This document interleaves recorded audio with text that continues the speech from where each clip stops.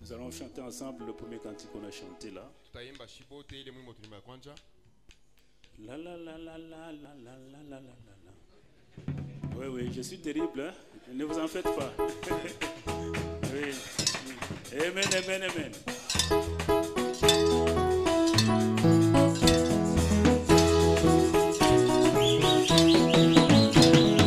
Dunia na la kwa giza la zambi, nuru ni Yesu pekee.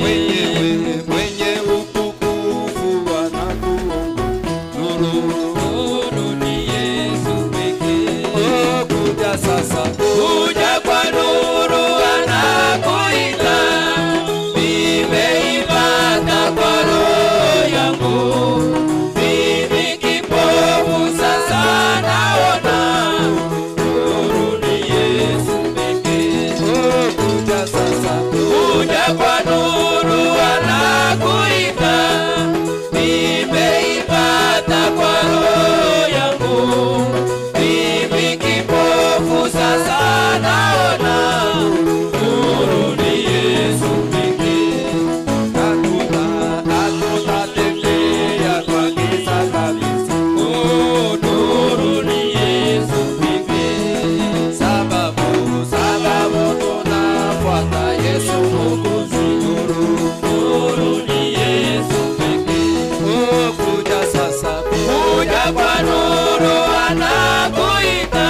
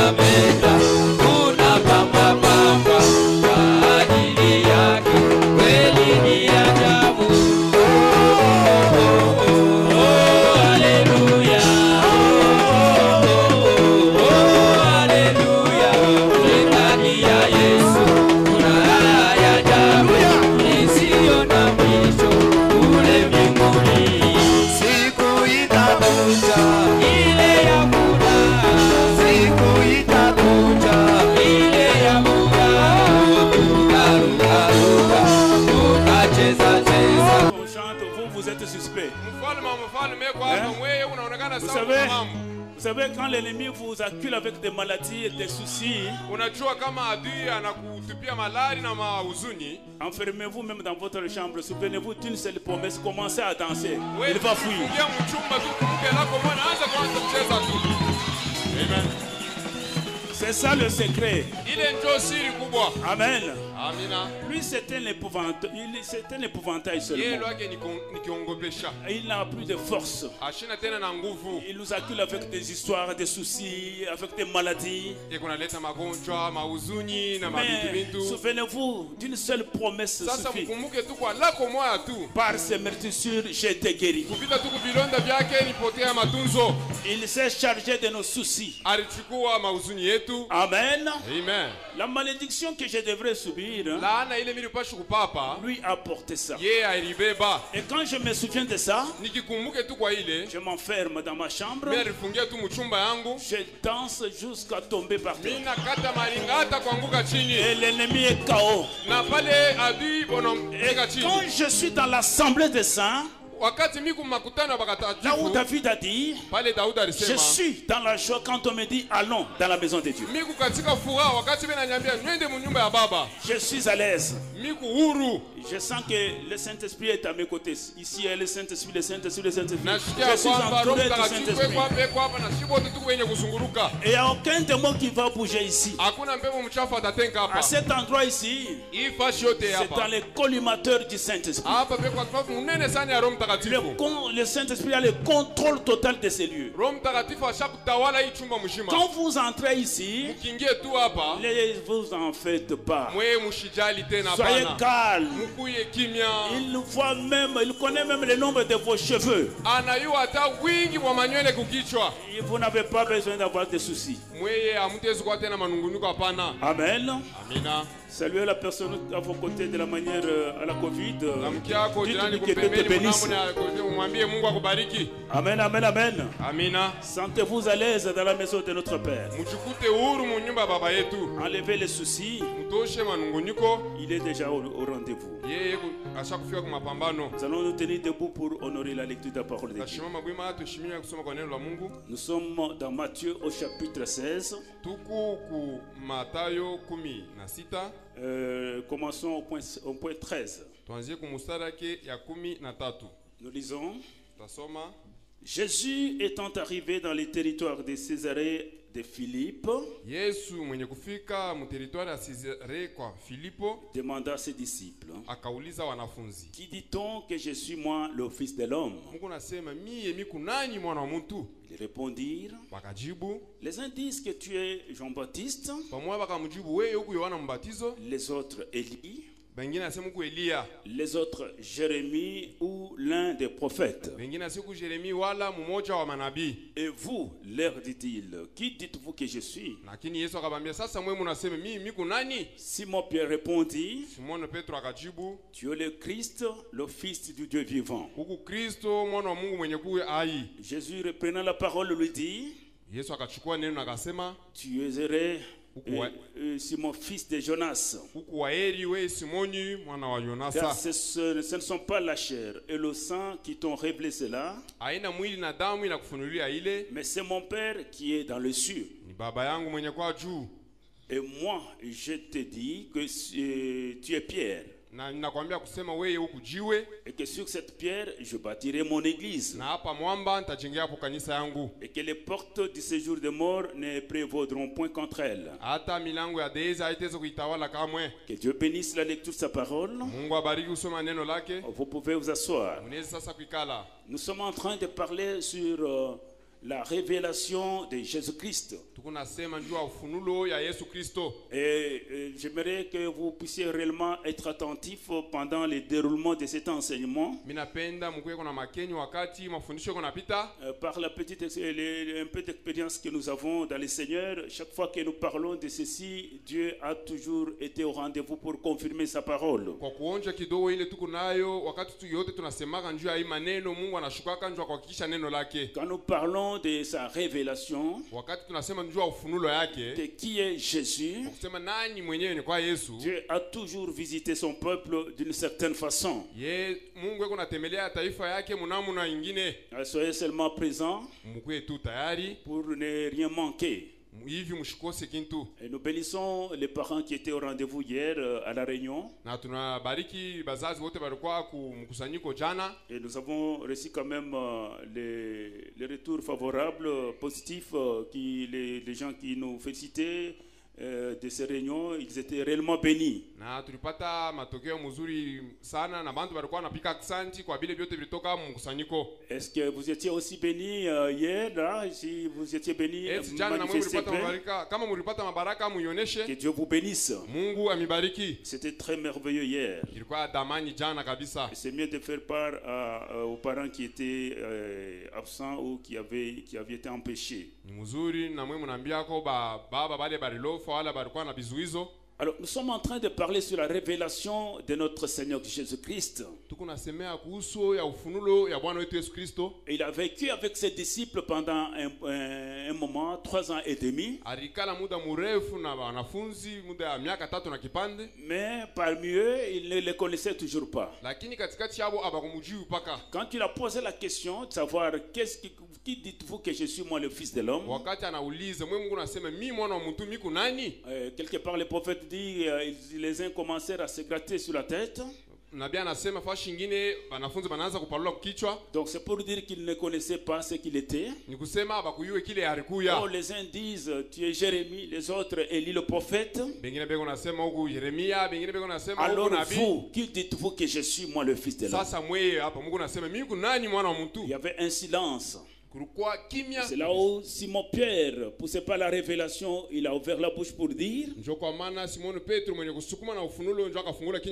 tu es le Christ, le Fils du Dieu vivant. Et Jésus pouvait tressaillir de joie pour dire que ce n'est pas le corps ou le sang qui t'ont révélé cela, mais c'est mon Père qui est dans les cieux. Mais sur cette révélation, je vais bâtir mon église. Ce n'est pas une pierre, un rocher. Non, c'est sur la révélation de qui est Jésus que Jésus peut mettre maintenant la fondation de son église. Et nous-mêmes, nous sommes l'édifice du Seigneur. Écoutez-moi avec attention. Et quand vous êtes en train de construire une maison, les maçons qui sont ici vont me donner raison. La première des choses à laquelle il faut veiller, c'est la fondation. Et si la fondation n'est pas bien bâtie, le reste de la maison est foutu. Donc, la fondation doit réellement être respectée. Raison pour laquelle nous aussi, nous sommes censés respecter ou nous devons respecter la fondation.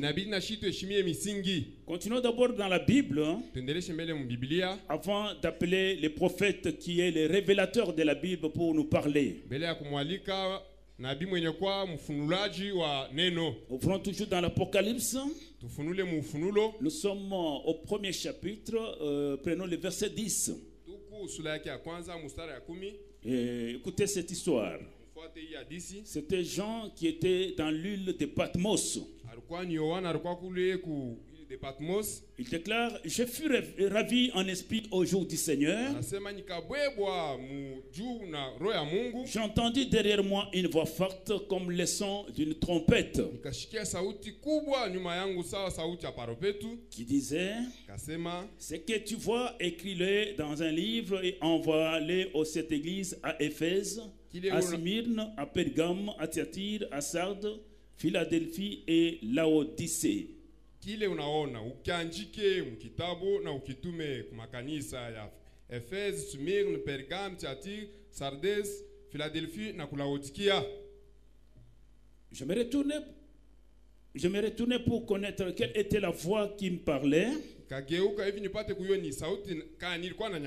Après m'être retourné, je vis 7 chandeliers d'or. Kisha kugeuka nikaona vinara 7 ya dhahabu. Au milieu de cette chandelier, quelqu'un qui ressemblait à un fils d'homme, Katikati ya binara 7 mtu mwenye kufanana na mwana wa mtu, vêtu d'une longue robe et ayant une ceinture d'or sur la poitrine. mwenye kuvala nkanjo mrefu na mwenye kuweka mshipi ya dhahabu kukifua yake. Sa tête et ses cheveux étaient blonds comme de la laine blanche, Kichwa na nywele yake ilikuwa mweupe sawa theluji, comme de la neige.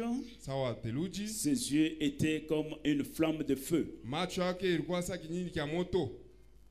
Ses pieds étaient semblables à des lérins ardents, Mikulu yake ilikuwa kufanana sawa ya shaba, comme s'il lui était embrasé dans une fournaise. sawa walikuwa banya kuichoma mu tanuru ya moto. Et sa voix était comme le bruit de grandes eaux. Na sauti yake ilikuwa sa makelele ya maji kubwa. Il avait dans sa main droite 7 étoiles. Alikuwa mwenye kushika mkono yake ya ume nyota 7. Amen. Amina. Il avait dans sa main droite 7 étoiles. Alikuwa mwenye kushika mikono yake ume nyota De 7. sa bouche sortait une épée aiguille, Na mkinyo yake mlikuwa À natoka deux mpanga tranchants. ya makari ngamo mbili. et son visage était comme le soleil lorsqu'il brille dans sa face. Na uso yake ilikuwa sa jua wakati akangala sa musula. Quand je l'ai vu, j'ai tombé à ses pieds comme mort. Wakati nikamuona nikaanguka kifundifundi. Il posa sur moi sa main droite en disant, ne crains point. Akaweka mkono yake ya ume juu yangu na akasema ushongope. Je suis le premier et le dernier et le vivant. Miku wa kwanza na wa mwisho na mwenye kuishi. J'étais mort Nilikufa. et voici je suis vivant au siècle des siècles. Tazama sasa hapa mwenye kuishi mubizazi na bizazi. Je tiens les clés de la mort et du séjour des morts. Mimi nashika mfungulu ya fashi ya wafo. Écris donc ces choses que tu as vues Andika hivi bintu unaona et celles qui sont, na uweke muhuru hii masauti. les choses qui sont, celles qui sont et celles qui doivent arriver après elles. Hivi biku na vile vitakuya kisha hivi. Le mystère de cette étoile que tu as vue dans ma main droite Hii siri ya manyota 7 unaona mkono yangu ya ume et de cet chandelier d'or, na hii kinara ya dhahabu. les 7 étoiles sont les anges de cette église. Hii manyota 7 iko ni malaika ba makanisa. Et les 7 chandeliers sont les 7 églises. Na hii binara 7 iko ni makanisa 7. Je pense que les 7 étoiles, chacun de nous, même si j'ai demandé aux sœurs, elle peut bien répondre. Nous connaissons tous ce qu'ils sont. Nazania manyota 7 nikiuliza hata badada banayua kile maana ya ile manyota 7. Il s'est présenté d'abord qui était celui-là qui parlait à Jean à ce moment-là. Akalionyesha mbele mwenyewe alikuwa anamuonesha Yohana ile wakati. Je suis le premier, je suis le dernier. Miku wa kwanza na wa mwisho. Celui qui était mort. Ule mwenye alikufaka. Aujourd'hui, je suis en vie. Lakini leo miku mujima. Continuons d'abord avec la Bible. Tuendelee mbele na Biblia. Et ici, celui qui a parlé à Jean, quand il a parlé, Jean est tombé à ses pieds. Hapa ni Kristo yuko nasomana na Yohana wakati Yohana anashikia na akaanguka wakufa. J'aimerais attirer votre attention sur quelque chose. Ninapenda kukota kasopo yenu kintu fulani. Quand Jean est tombé à ses pieds, wakati Yohana anaanguka kumikulu yake, et l'homme n'a pas refusé le fait de s'agenouiller devant lui. Muntu akakatala ile celui-là n'a pas refusé. Ashikukatale munamuna ile alitwanga magoti hapana. Il a seulement fortifié Jean. Anamkankamisha Yohana. N'aie pas peur. Ushongope kamwe. C'est ainsi qu'il a commencé à se présenter. Njoo kwa maana anaanza sasa kututambulisha. Maintenant, écoutez ici. Sasa mfuate hapa. Ouvrez dans vos Bibles dans Apocalypse chapitre 19. Mfungule mabiblia yenu mufunulo 19. Nous sommes au point 9. Là, vous allez suivre encore un ange qui va parler encore à Jean. Et l'ange me dit, écrit, heureux ceux qui sont appelés au festin des noces de l'agneau. Et il me dit, ces paroles sont les véritables paroles de Dieu. Suivez maintenant ce qui suit. Le verset 10. J'ai tombé à ses pieds pour l'adorer.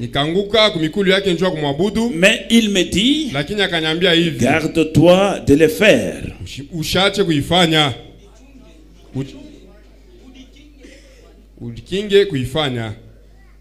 En d'autres termes, ne m'adore plus. munamna ingine ushinyabudu. Je suis ton compagnon de service Miku mfanyakazi pamoja na weye. et celui de tes frères qui ont les témoignages de Jésus. Na mmoja wa ndugu yako benye kuwa na ushuda ya Yesu. Adore Dieu. Mwabudu Mungu. Car le témoignage de Jésus est l'esprit de la prophétie. Kwani ushuda ya Yesu iku ni roho na unabii. Prenons le deuxième témoin. Tubebe tena mshuda wa pili. Apocalypse 22, 8. Ufunulo 22 8 mstari ya et 9. munane paka kenda. C'est moi, Jean, qui ai entendu et vu ces choses. Ni mie Yohana mwenye alisikia na aliona hivi bintu. Et quand j'ai entendu et vu, j'ai tombé aux pieds de l'ange qui me les montrait pour l'adorer. Wakati nikaona na kushikia nikaanguka kumikuu ya malaika mwenye alikuwa ananiambia njoo kumwabudu. Mais il me dit, Lakini akaniambia, garde-toi de les faire. Je suis ton compagnon de service ujichunge ushifanye, lakini miku mfanyakazi pamoja na weye. et celui de tes frères, les prophètes, Ule mwenye kwa pamoja wa banduku nabii. et de ceux qui gardent les paroles de ce livre. Adore Dieu. Na bale beko na chunga maneno ya hii kitabu umwabudu Mungu. Comprenez bien que cet ange, quand on vous parle d'un ange, l'ange c'est un messager. Mwelewa kusema wakati bena nyambia mambo ya malaika, malaika ni mjumbe. Et qui amène son message. Eko naleta ujumbe. Peu importe l'éclat qu'aura l'ange devant vous, Ikuye kwangala kwa namna ile malaika anaweza kushimama mbele yako. vous ferez mieux de vous garder par rapport à l'adoration. Unapashi kusopoka namna ya kuabudu. Le respect oui, mais l'adoration est réservée à Dieu seul. Heshima bya kweli, lakini kuabudu kuna mwelekea Mungu peke yake. Avançons doucement. Tusonge pole Comme nous pole. sommes en train de parler de la révélation, Wakati kunasema njoo ya ufunulo. je pense que le mercredi, ceux qui étaient avec nous avions eu à lire dans Vision de Patmos. Nazania bale tulikuwa nabo mkazi tatu tulisoma muonyo ya Patmos. C'est là où nous avons appelé les prophètes qui devaient nous expliquer ce que c'est réellement la chose en réalité. Njoo pale tulimwalika labi apate kutufasiria mambo yenyewe ni nini. Est-ce qu'aimez-vous qu'on puisse encore l'appeler? Eti mnapenda sema tumwalike tena? Nous allons l'inviter qu'il vienne nous expliquer sur ces choses. Tutamwalika kwaya atufasirie pa hii Sur la maneno. révélation du Seigneur Jésus-Christ. Pa ufunulo ya Bwana Yesu Kristo. Nous sommes dans Vision de Patmos au point 144. Huku muonyo ya Patmos mu nota yake 144. Je me laissais parler le prophète Mimi napenda kumwacha nabii aseme. parce que notre interprétation tue toujours et tuera toujours. Njoo matafsiri yetu shi kuna uona itaua paka. Cette Bible ici Hii Biblia mnaona a été conçue il y a des années ilikuwa yenye kutunga kuna kwa miaka ya mingi. et le prophète appelle ceci, c'est une forêt de prophètes. Nabii anasema hii ni muhuru munene ya manabii. Et si vous y entrez sans lunettes de prophète, vous allez réellement vous perdre. Kingie bila makalasha wa nabii utapotea mo. Il faut prendre le prophète qui est la bouche de Dieu, qui peut bien expliquer ce que c'est les Écritures. Inabidi kumubeba nabii mwenye kwa kino kya Mungu yenye kufasiria ni nini hii maandiko. Parce que l'homme ne vit pas d'un pain seulement, mais de toutes les paroles qui sortent de la bouche de Dieu. Kwani mtu ashishi kwa mkate bule, lakini kwa neno yote kutoka kinywa kya Mungu. Et la bouche de Dieu sont les prophètes. Na kinywa kya Mungu ni manabii. Amen. Amen. Nous sommes au point 144. Tu kunuta yake 144. Le prophète déclare ce qui suit. Nabii anasema hii inafuata. Il dit, la plus grande de toutes les révélations, c'est celle de la divinité et la divinité suprême de notre Seigneur Jésus-Christ. Ukubwa uenee wa ufunulo wa Bwana Yesu Kristo. S'il y a une grande révélation, Kama kuku ufunulo ukubwa, c'est la divinité de notre Seigneur Jésus-Christ. Mungu wa Bwana Yesu Kristo. Le prophète dit, Nabii anasema, vous ne ferez pas de progrès tant que vous n'aurez pas cru en cela.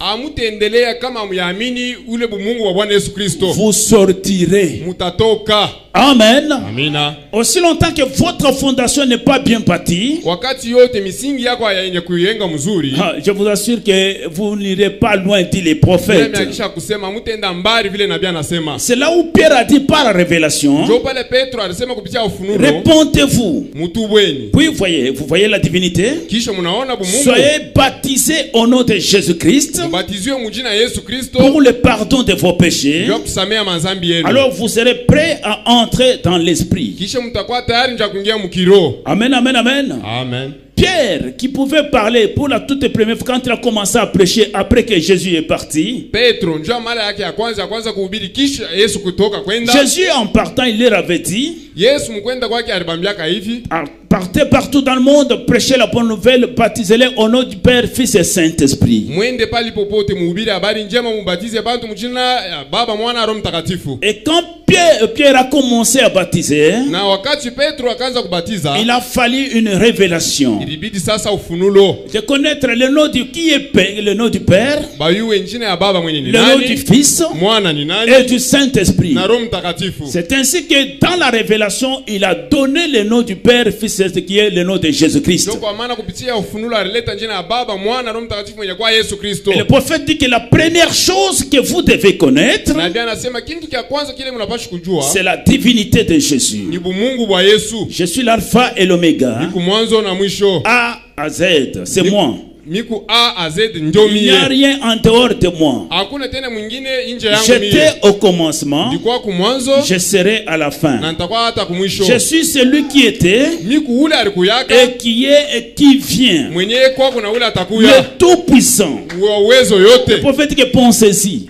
Nabii anasema muwaze mbele. Il est celui qui était, Yeye ni ule alikuyaka hapo. qui vient. Ule kuna kuya. Celui-là que vous attendez. Njoo mwenyewe ule Mungu anachunga. C'est celui qui est dans ce jour de la fin. Njoo mwenyewe kumashuku ya mwisho. Il dit pensez-y. Asema muwaze mbele. C'est ce qu'a dit la trompette. Njoo kile tarupetu ilisema. Faites attention Jean. Musopoke Yohana. Tu es entré en esprit. Ushakuingia mkiro. Quelque chose va t'être révélé. Kitu fulani kitafunuliwa. Qu'est-ce? Ni nini basi? Premièrement, une trompette sonne. Ce kia kwanza ni paropetu. Je suis l'alpha et l'oméga. Niko alpha na omega. C'est la première de toutes les révélations. Njoo kia kwanza kile kia kuma ufunulo. Amen. Amina. Vous devez d'abord prendre ça. Munapashi mbele kubeba hii. Que vous ameniez d'autres révélations. Mulete mafunulo ingine. Que cela vienne se poser sur celle-ci. Ile ikuye iweke misingi pa hii. Là, je vous dis que votre maison sera solide. Pale ninamiambia kusema nyumba yako itakuwa yenye Rien kusimama ne imara. pourra bouger cette maison-là. Hakuna kitu kinaweza kutikiza ile nyumba. Comprenez d'abord ce que c'est Jésus. Muelewe mbele ya kusema Yesu ni Et nini. le reste des choses,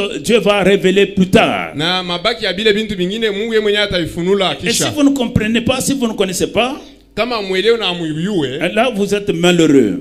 pale huku waone kabisa. Amen. Amina. Nous avons invité le prophète qui doit nous expliquer ces choses. Il parle encore quelque chose dans pourquoi crier parle. Tushakumwalika nabii atasema mahubiri, njoo nini kulalamika sema. Soyez seulement attentif. Wewe ukuwe tu na makini. Prenons le point 48. Tubebe kunuta yake makumi ine na munane. Suivons avec attention ceci. Tufuate mzuri.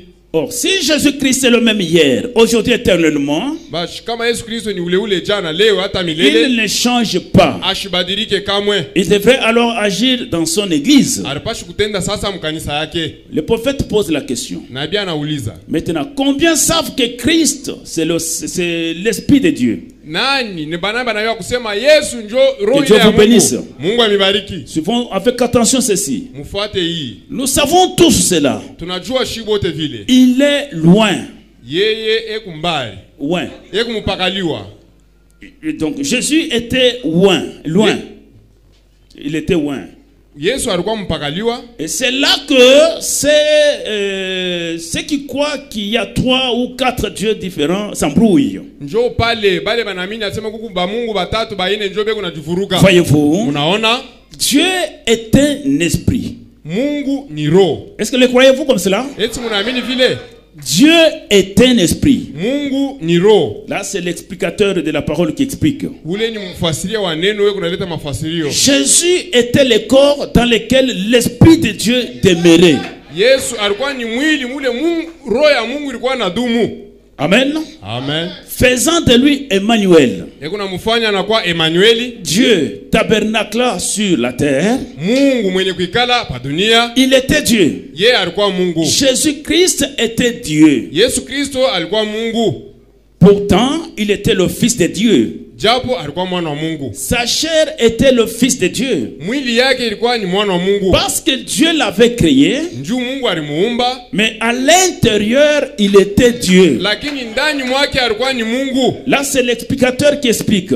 Hapa ni mfasirio ndio unaleta mafasirio. Là, nous n'avons pas de doute. Hapa hatuna ya kushakia. Ce n'est pas moi, dit Jésus, Ana mie vile Yesu anasema. qui fait les œuvres. Ule unafanya hii C'est matendo. mon Père qui demeure en moi. Ni Baba mwenye kudumu ndani mwangu. Et en ce jour-là, vous connaîtrez que je suis dans le Père et que le Père est en moi. Na ile siku mtajua kwamba mimi ndani ya Baba na Baba yuko ndani Moi mwangu. en vous et vous en moi. Voyez-vous? Yeye ndani mwenu na mwe ndani mwangu. Est-ce que nous sommes là? Eti tukwako. Donc, vous devez comprendre comme cela. Lakini mnapaswa kuelewa mnamna ile. Qui voit Jésus, le corps qui est né de Marie. Ule mwenye kuona mwili Yesu yenye kuzalia kwa Maria. C'est le tabernacle que l'esprit qui est Christ habitait dans ce tabernacle-là. Maskani ile mwili roho ilipaswa kuingia inekalamo. Amen. Amen. C'est ce qui fait que Dieu se manifeste à l'humanité. Njoo ile kunafanya kusema Mungu yeye kunajionyesha kwa ulimwengu. Ici où nous sommes, l'esprit doit être là. Vous ne verrez pas cet esprit-là. Hapa tushakala hapa roho iko hapo lakini hamtaiona. Et la Bible dit, le prophète dit que Dieu est esprit. Biblia inasema na nabii anahakisha kusema Mungu ni roho. Avançons doucement. Tusonge. Et pour voir ce Dieu-là, na kwa kumuona ule il Mungu, faut une certaine représentation. inabidi kitambulisho fulani. Et c'est là où, dans le corps de Jésus, Njoo pale mwili ya Yesu Kristo. on nous montre que c'était ça le tabernacle d'abord que Dieu tabernaclait à cette époque-là. Hapa natosha uzilikuwa ni makao ile Mungu alikuwa kuikara ile wakati. Amen. Amen. Prenons un autre témoin. Tubebe tena mshuhuda mwingine. Nous sommes dans Gazam, Sotrel, Gelek et Asile. Tuku mugazam so 13 elek azir. Nous au point 184. Kunuta yake 188. Père, Fils, Saint-Esprit, c'est le seul vrai Dieu. Baba, Mwana, Roho Mtakatifu ndio Mungu wa kweli.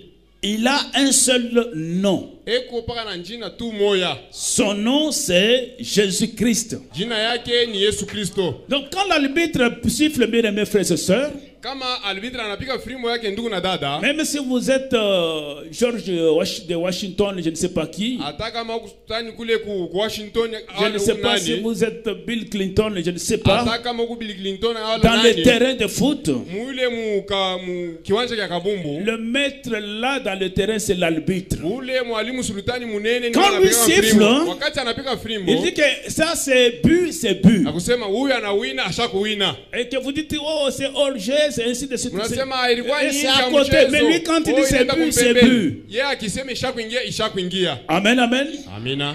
Jésus-Christ, Yesu Kristo, il dit qu'il est né Christ le Seigneur. yeye alizalika Kristo mwenye kwa Bwana. À sa naissance. Mkuzalika kwake. Christ veut dire loin. Kristo iko na maana ya kusema mpakaliwa. Le Seigneur veut dire le maître. Bwana inasema mwalimu wala sultani. Il est le maître et le Seigneur. Yeye ni Bwana na sultani. Et puis Dieu est descendu et est habité en lui. Kisha Mungu alishuka na anaketi ndani mwake. Ce qui a fait de lui à la fois le Père, le Fils et le Saint-Esprit. Njoo kilimfanya mara moja anakuwa Baba, Mwana, Roho Mtakatifu. L'alpha et l'oméga. Alpha na Omega. Le commencement et la fin. Mwanzo na mwisho. C'est lui qui était, Ni yeye ndio alikuya qui hapo. est et qui viendra. Mwenyewe kwako na ule La atakuja. racine et les rejetons de David. Mzizi ile chipuki ya David. À la fois la racine et les rejetons de David.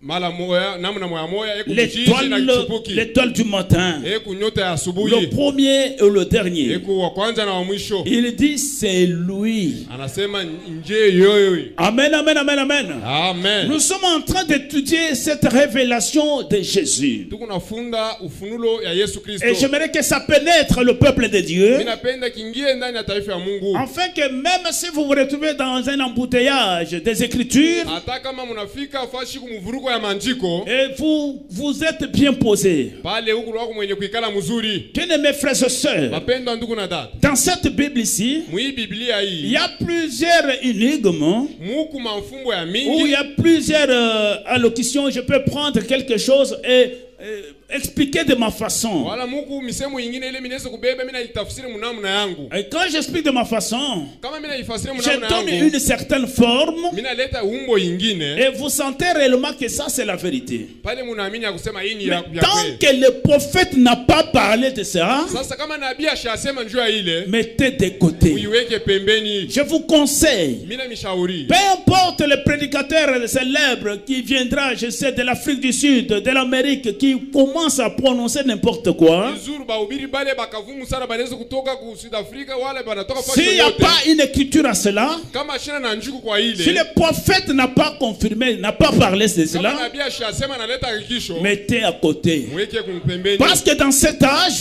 Tumu hii kizazi. Dieu a utilisé une seule bouche. Mungu anatumikisha kinywa kimoya. Il n'a pas parlé dans deux bouches différentes. Asikuseme mabinyo ya Et kuachana vous hapana. ferez mieux de veiller sur ce que Dieu a parlé dans la bouche de William Branham Na aujourd'hui. mnapasha kukesha njoo muone kile Mungu alisema mkinywa cha William Branham. Et amen, amen, amen. Amen. Parce que nous sommes sortis de la confusion, de beaucoup de confusion là où nous étions dans les Tusha dénominations. kutoka mvurugo ile tulikuyaka mazehebu. Et si on se mettait à expliquer chacun la Bible, Kama tunapenda sasa kila mtu aanze kufasiria nous Biblia. allons chacun mettre ses pensées. Kila mtu ataweka hapo mawazo yake. Appelons encore un témoin dans la foi de Marie. Tumuite tena mshindo mwingine muimani ya Marie. La foi de Marie qu'il a prêché le 11 mars 1960. Imani ya Maria na ubiri mtarehe 11 mwezi wa pili mwaka wa 56 Au troisième mois. mwezi wa 3 Nous sommes au point 35. Suivez avec attention. tuko nuta yake ya 35. Écoutez-moi avec attention, bien frères et sœurs, cette histoire. Munifuate bandugu bapenda ndugu na dada. Elisabeth a vu sa cousine, Elizabeth aliona ndugu yake où elle est sortie en courant. akatoka mwenye kukimbia Elle a jeté ses bras autour d'elle akamkumbatia na mikono et s'est mise à l'étreindre. na anaanza sasa kumpapasa. Elle a dit, oh Marie, eh bien, Anasema oh Maria la mzuri. dernière fois que je t'ai vue, Mara ya mwisho ile nilikuona tu étais une petite fille avec un visage couvert de taches de rousseur. ulikuwa na uso ya binti mdogo sana. Te voilà une belle femme. Sasa hapo nakuwa bibi mrembo. J'ai appris que tu sors maintenant avec ce beau gars-là, Joseph. Mimi nasikia sema huko natoka na ule kijana ule Yusuf. Elle a dit, oui, c'est vrai, Elisabeth. Anasema ndio vya kweli Elizabeth. A-t-elle dit, je suis si heureuse de te voir. Vile anasema mimi kuaheri sana kukuona. Eh bien, chérie, Mzuri mpendo. pourquoi ne viens-tu pas t'asseoir?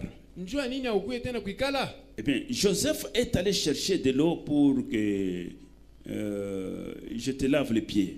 Yusufu anaenda kutafuta mai hivi ni kunawisha kumikulu. Et tu dois être fatigué. Nazania usha kuchoka. C'est Marie qui parle à Elisabeth. Ule ni Marie kunamwambia Elizabeth. Qu'est-ce que tu... Il saigne. Qu'est-ce que tu as? Na anauliza, nini yuko nayo? Es-tu pressé? Huku haraka? Tu sembles si heureuse. Huku naonekana sawa kuaheri Et kabisa. pourtant, c'est comme si tu t'es hâté. Japo juu naona sawa kunaharakisha kabisa. Oh, dit-elle, Elisabeth, Vile akasema Elizabeth, je meurs d'impatience hapa miku nakufa na uvumilivu de te le dire. ya kukwambia. Oh, a-t-elle dit, tu sais, Vile akasema, je vais avoir un bébé. mimi napashwa na mtoto. Suivez avec attention cette histoire. Mfuate sasa mzuri hadisi. Oh, toi et Joseph êtes déjà mariés? Wewe na Yusufu mshakoana? Non, nous ne sommes pas encore mariés. Hapana ati aoana hapana. Eh bien, Marie, je suis bouleversé. Marie, mimi navuruga sasa. Oh, mais Elisabeth, Elizabeth, je me rendais au puits avant-hier matin. juzi mimi nilikuwa naenda kukishima asubuhi. Suivez, ça c'est le propre des femmes, hein. Elle ne peut pas garder le secret. Mfuate, hii ni mambo ya banamuke abateze kuchunga ile siri hapana. Je marchais pensant aux écritures dont Joseph et moi avions parlé la veille.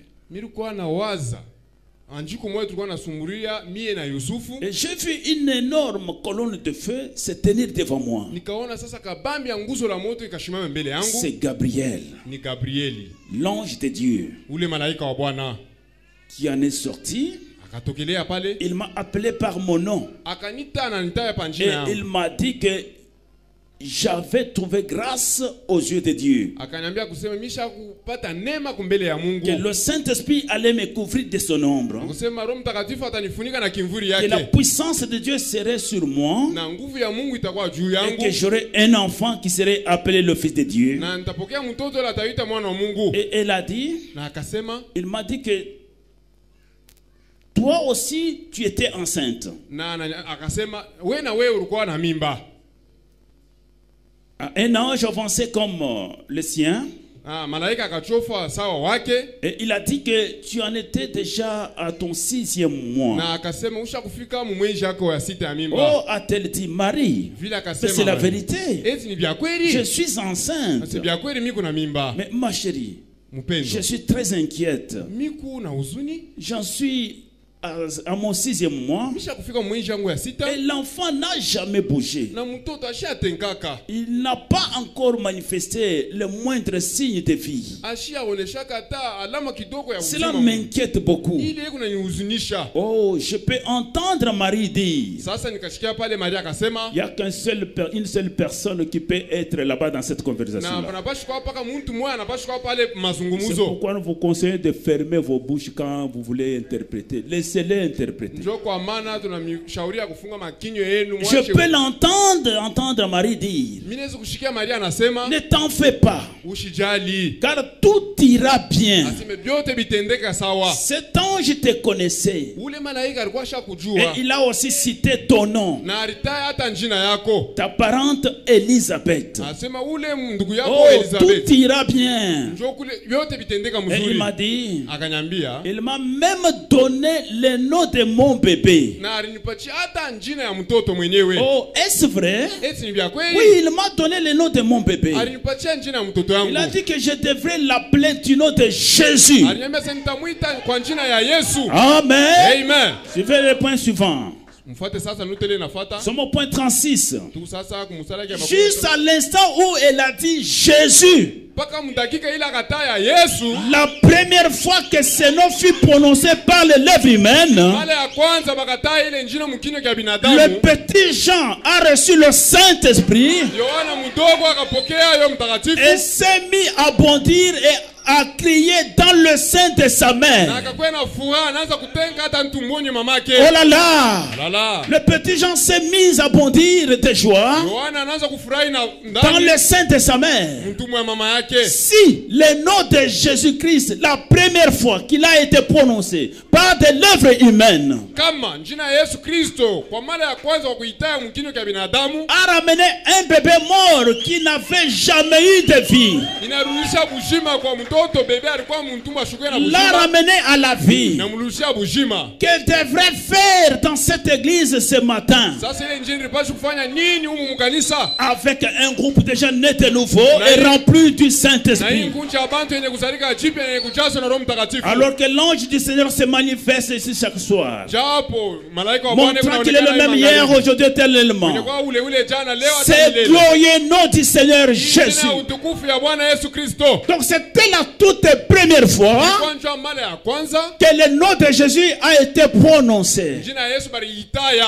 Marie a bien retenu le nom. Maria alishika alichunga njina mzuri. Mais quand elle a croisé Élisabeth, Wakati anakutana na Elizabeth, l'enfant qui était mort 6 mois dans le sein d'Élisabeth, mtoto yule alikuwa mwenye kufa mtumbo ya Elizabeth miezi 6. et en prononçant seulement le nom, Mkutaya tu njina. j'aimerais attirer votre attention sur le nom de Jésus. Ninapenda kokota kazopu njuu ya njina En ya Yesu. prononçant tout simplement le nom de Jésus, Mkutaya tu njina ya Yesu, la mort a pris fuite. lufu inakimbia. Écoutez. Mfuate. Le nom de Jésus, Njina ya Yesu. bien aimé, c'est un nom paradoxal. Napenda ni njina moja ya mshangao. Oh, je ne sais pas expliquer ce nom. Mimi nashinda namna kufasiria hii njina. Le bébé qui reçoit le Saint-Esprit dans le sein de sa mère. Bebe mtumbo ya mamake anajazwa na Roho Mtakatifu. Quelque chose qu'il ne s'est jamais fait. Ni kintu akiyatendekaka. Écoutez, Mfuate. c'est un paradoxe. Ile ni mshangao. Vous savez que le Saint-Esprit est descendu à la Pentecôte, n'est-ce pas? Mnajua kusema Roho Mtakatifu alishukaka kumpenta. C'est quand Jésus est parti. Ni wakati Yesu alienda. Mais là, Lakini c'était pale contraire. ilikuwa ya kuachana sasa. Le Saint-Esprit est descendu Roho Mtakatifu avant anashuka que Jésus ne soit même né. mbele mbele ya Yesu mwenye Parce azalike. qu'on a cité seulement le nom de Jésus. Juba lita njina ya Yesu. Le bébé Jean dans le sein d'Élisabeth a tressailli de joie. Bebe muntumu ya Elizabeth anafurahi. Amen. Amen. C'est là où le prophète dit, oh, il y a force, force, merveilleuse force agissante dans le précieux sang de l'agneau. Muku uwezo nguvu kabisa sana munjina ya damani ya Bwana Yesu Kristo. Combien c'est glorieux et merveilleux, non donc immaculé, c'est le nom du Seigneur Jésus. Siku ya damani njina ya Bwana Yesu Kristo. Ne négligez pas ce nom. Mushanze kuzarau injina. Bien-aimés frères et sœurs, Wapendwa ndugu na dada. je vous parle avec expérience de ce nom de Jésus. Niko namiambia na kuonja kwa Si injina vous ya n'avez Yesu. jamais expérimenté ceci, Kama myaonja hii, que Dieu vous assiste à le faire. Mungu amisaidie muifanye. Alors vous aurez la réelle révélation. Mutakuwa na ufunulo ya vya kweli. Au point 37, il dit ceci. Mstari makumi 37 anasema, Continuez à suivre avec attention. mfuate mzuri.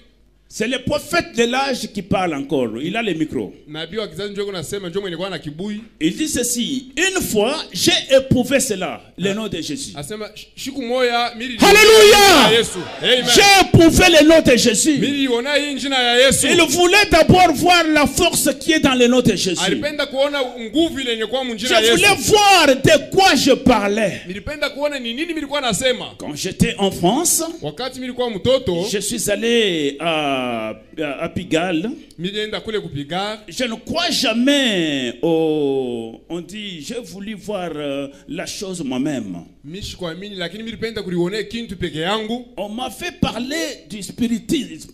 Bari niambia mambo ya makiro. Ya mampepo. Oui. J'ai pris quelques amis et nous sommes allés dans l'Indiana Milibeba ko barafiki yangu na tukienda kule kwa Indiana. où se tenait une grande réunion du spiritisme. Kule kulikuwa mkusanyiko ya mampepo. Je pensais qu'ils faisaient des farces. Minaona sasa balikuwa nafanya ni uso kwa Je uso. pensais qu'ils Nilikuwa faisaient. nawaza. Je suis entré à l'intérieur Nikiingia na mie mule ndani ya mkusanyiko. et ils avaient une table suspendue en l'air. Balikuwa na meza yenye kushimamisha mumpepo. Amen, amen, amen, amen. Amen. Une table suspendue en l'air. Meza yenye kushimamisha mumpepo. Et ils ont dit, Na bakasema hivi. aucun homme ne peut faire tomber cette table. Hakuna mtu atamwa anaweza kuangusha hii meza chini. Ça continuait comme cela. Ilikuwa naendelea paka mnamo na Et ile. les gens faisaient des histoires. Na bantu balikuwa nafanya mabintu. Et il y avait toutes sortes de puissances démoniaques. Ilikuwa pale ni aina yote ya mampepo mchafu. Et ils ont regardé là. Bakangalia kule. Je dis, Nakasema hivi. la puissance de Dieu peut faire tomber cette table. Nasema uwezo nguvu ya Mungu inaweza kuangusha hii meza. Et je dis, Nakasema ils n'ont pas voulu y croire. bo abakupende kuamini. Et les gens essayaient de la faire descendre Bantu balikuwa napima kuishusha à l'aide de leurs mains.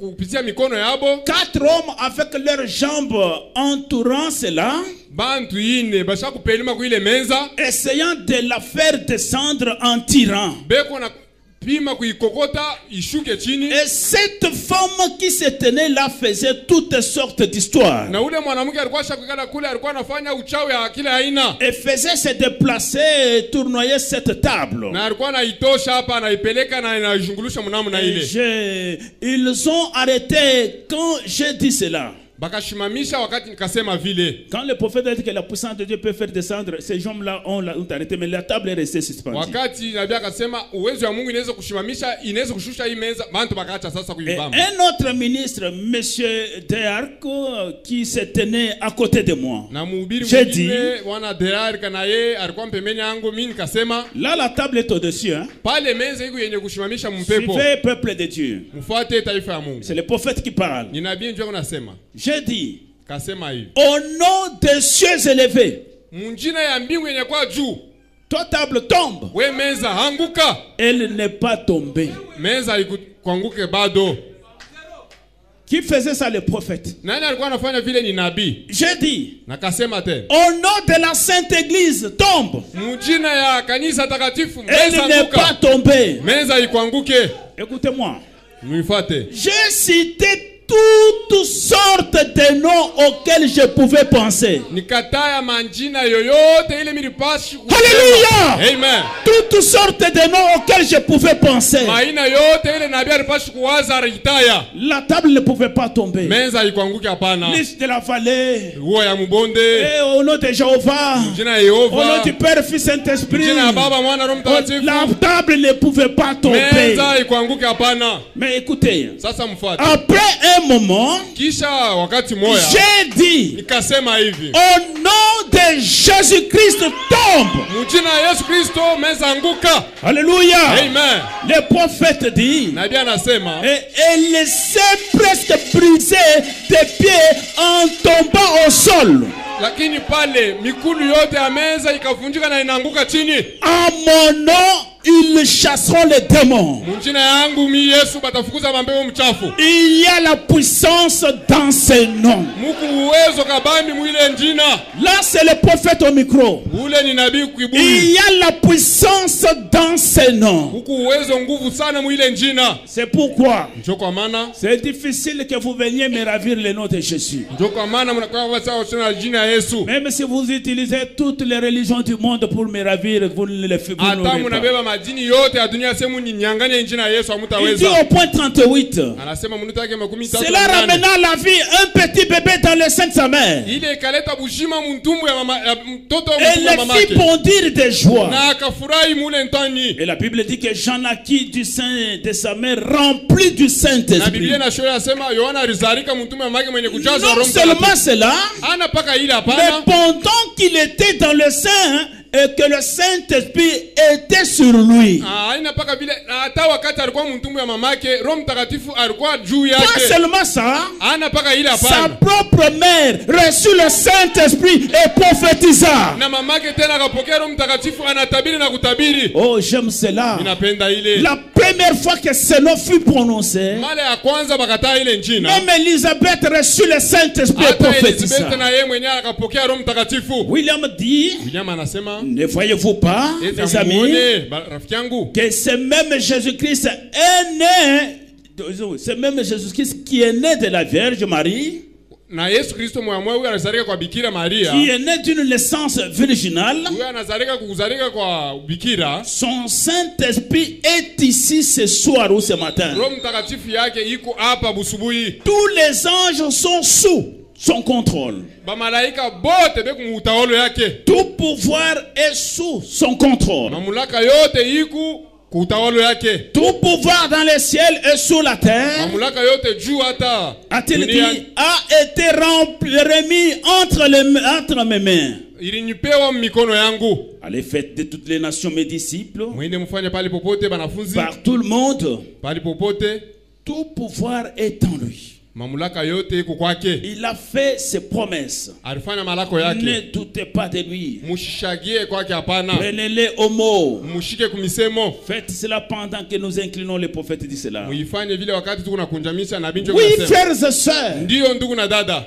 la révélation donc le numéro 1, Ufunulo ya kwanza c'est d'abord connaître ce Jésus que vous croyez. ni kumjua mbele ule Yesu munaamini. Vous devez savoir Mnapaswa kujua que ce nom ici, quand on donne, j'ai toujours dit, laissez Branham à la place que Dieu l'a mis là-bas. Il ne faut pas le détrôner, il ne faut pas l'élever plus. Laissez-le là-bas. mimi nameambiwa kusema mumwache Branham pafashi yake pale Mungu alimuweka. Mshimushushe, mshimupandishe, mumweke paka pale Mungu alimuweka. Bon, il y a des gens qui partent jusqu'à l'extrême, qui exagèrent les choses. Huku bantu beku nenda inje banafika na kumipaka Il y en a qui descendent jusqu'à les faire descendre. Non, laissez-les à ce stade où Dieu l'a placé. Huku bengine na boba na mushusha banamtosha nafasi. Mwache paka mule mwatoa ile Mungu alimwachia.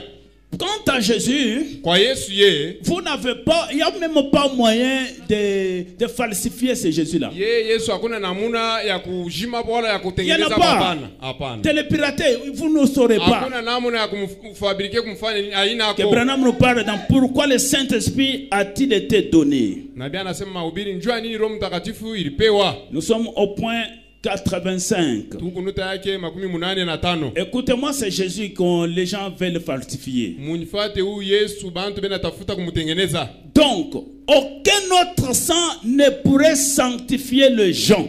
Basi hakuna damu ingine inaweza kutakasa bantu. Laissez-moi un peu bousculer quelqu'un. Même le sang de Branham. Muniache mimi sume hata damu ya Branham.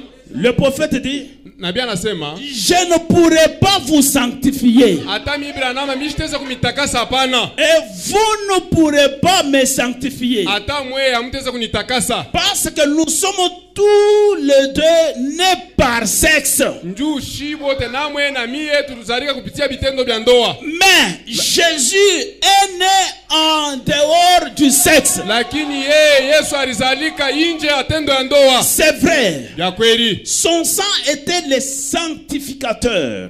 Damu yake ilikuwa ni damu ya utakaso. Amen. Amen. Et Dieu est descendu, Na Mungu alishuka, a fait un corps, a vécu dedans, anafanya mwili na anaishi mwile mumwili. a répandu ses sang pour sanctifier ce corps. Anamwanga ile damu njuu ya kuitakasa ile Ce qui mwili. a parfaitement éliminé la culpabilité du péché et la honte. Ile njo ilizimisha ile mubaya na aya yote. Est-ce que nous sommes présents? Eti tuko tayari Il n'y a que le sang de Jésus-Christ. kupaka tu damu ya Yesu Kristo. Est-ce que nous sommes là? Eti tuko wako Que Branham parle. Branham aseme Résurrection de Lazare, point 39. ufufuko ya Lazaro nuta yake 39. Regardez sur l'île, là sur l'île de Patmos. Mwangalie kule kuchanga ya Patmos.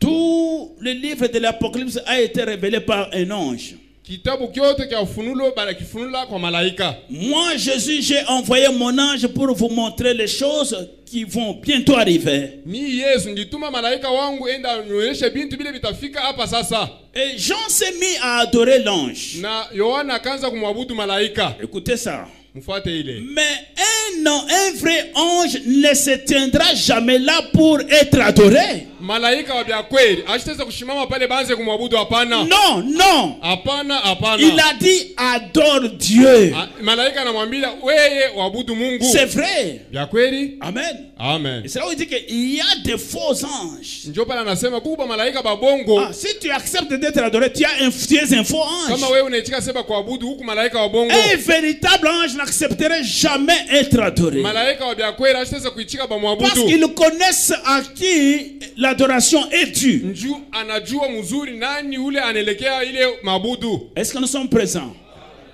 Qu'on ne vous trompe jamais. Bashimilande kamwe. Même si on vous présente le prophète dans quelle face, Hata kama namuonesha nabii kama ni umbo kani, garde-toi à l'adorer.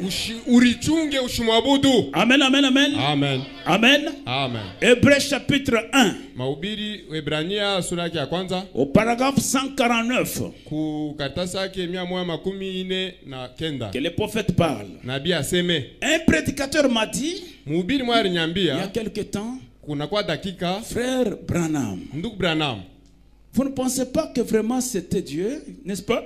amwazia kusema alikuwa ni Mungu. J'ai dit, la Bible dit que c'était Dieu. Na mwambia kusema Biblia inasema alikuwa ni Mungu. Elohim. Elohim. Il était le Dieu tout-puissant. Alikuwa El Shaddai. alikuwa ni Mungu wa uwezo yote, El Shaddai. C'est vrai. Bya kweli. C'est lui qui donne la force. Yeye ndiye kunaleta nguvu. C'est lui qui satisfait. Amen. Yeye ndiye kunaleta kufurahi. Oh, je me sens religieux. Pensez-y. Oh, mimi nalishikia wa kijini unawazia? Le voici maintenant. Muone sasa Je yeye. vais vous montrer qu'il est ici. Napenda kunionyesha kusema kwa Et hapa. alors vous verrez qui est le Fils. Na mtaona ni nani mwenye kuwa mwana. C'est Jésus. Ni Yesu. Avant qu'il ne porte le nom humain de Jésus. Mbele ya yeye kubeba njina ya bumuntu ya Yesu. Amen, amen, amen, amen. Amen. Avant même d'avoir ce même nom humain là. Mbele ya yeye kupata ile njina ya bumuntu ile. Avec Moïse, il était le grand je suis. Na Musa kule alikuwa ni niko mkubwa. Mais c'est le même là. Ni ule C'est là où nous disons il est le même hier, aujourd'hui, éternellement. Ndio pale tu unasema ku ule jana leo hata milele. Ne soyez pas embrouillés. Mushivuruke, mushikwe na mvurugo. S'il vient dans ce temps du soir, Kama anakuya mu wakati ya il magharibi utilise une autre masque, anabeba umbo ingine que ça ne vous dérange pas. ile ishi mizuri hapana. Donc, écoutez seulement que Mfuate tu. n'ayez pas affaire à la masque, mais vous regardez là à l'intérieur, là, il y a quelque chose. Wewe mshikuye mambo na ile umbo, lakini ndani ya ile umbo Mungu kintu fulani. Nous y arriverons. Tutafika hako. Nous sommes dans le seul lieu d'adoration auquel Dieu a pourvu. Tuko mahubiri pali ya kuabudu pale Mungu alitayarisha. Au point 230. Kunuta yake 230. Amen. Amen. C'est une prédication du 28 novembre 1965. Ni mahubiri ya tarehe 28 mwaka wa 12 mwaka wa 15. Mais dans le lieu que j'ai choisi et je choisirai pour y faire résider mon nom. Ile pale nitatafuta njoo kuweka jina langu. Dans la Bible, il n'y a aucun autre lieu qui ait été donné où Dieu ait mis son nom. Mu Biblia hapana fashi pale balichakuna kusema pale Mungu anapashi kuweka jina yake. Est-ce que nous sommes présents? Est-ce tuko tayari? Sinon en Jésus-Christ. Kama haina paka ndani ya Yesu Kristo. Car il est le Fils de Dieu. Njoo yeye ni mwana wa Mungu. En portant le nom de Dieu, Mungu papa ile jina ya Mungu. le nom humain de Dieu, Ile jina ya bumuntu ya Mungu. il n'y a pas d'autre nom donné sous le ciel par lequel vous deviez être sauvés. Hakuna jina ingine banaleta juu ya mwe kupata wokovu hapana. Que vous soyez méthodiste, Ukuye wa Shipringi, baptiste, presbytérien, que vous ayez suivi un catéchisme ou tout ce que vous voulez, ce n'est qu'au nom de Jésus-Christ que tout genou fléchira. Et toute langue confessera qu'il est le Seigneur. Ce n'est qu'ainsi que vous entrez. Amen. Amen. Que vous soyez, toujours le nom de Jésus-Christ. C'est la bouche autorisée qui parle. Et c'est l'unique personne que nous croyons qu'il interprète, le meilleur interprète la parole. Amen. Amen. Prenons un autre témoin dans le deuxième saut. Au point 148. Ce qui fait la grandeur de Dieu, c'est qu'il est assez grand pour s'abaisser. C'est ce qui fait sa grandeur. Il n'y a rien de plus grand. De plus grand. Il s'est abaissé plus bas que personne ne pouvait s'abaisser. Aucun être humain ne s'est jamais abaissé. Il était le roi du ciel. Et il est venu dans la ville, la plus ville de la terre, Jéricho. Et il s'est tellement abaissé que même l'homme le plus petit de la ville devrait baisser les yeux pour le voir.